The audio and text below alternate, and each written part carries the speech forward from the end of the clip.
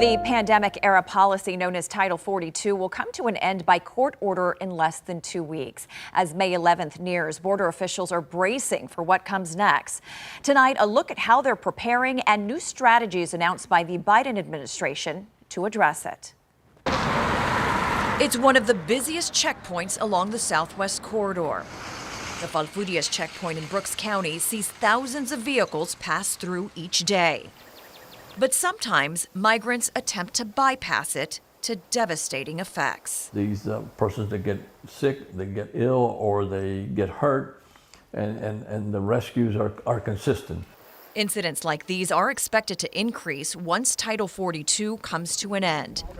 The strain on resources among the concerns for law enforcement. And I'm sure they're going to disrupt the operational strategies that have been set by Border Patrol.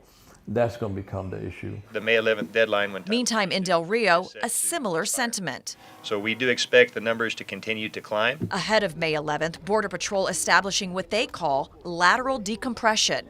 It allows resources to be moved from one sector to another, alleviating some of the strain one area might experience. So I think that we're in a much better spot now than we were 2 years ago. That said, it still has the potential to be overwhelming for our operations. And in Washington on Thursday, DHS Secretary Alejandro Mayorkas laid out plans for the end of Title 42, promising migrant processing centers in Latin America, an increase in deportations, and the expansion of migration pathways. Working with our neighbors in the region, we can and will reduce the number of migrants who reach our southern border. Administration officials hoping to offer alternatives to making the hazardous journey and spelling out a message in the process. Let me be clear.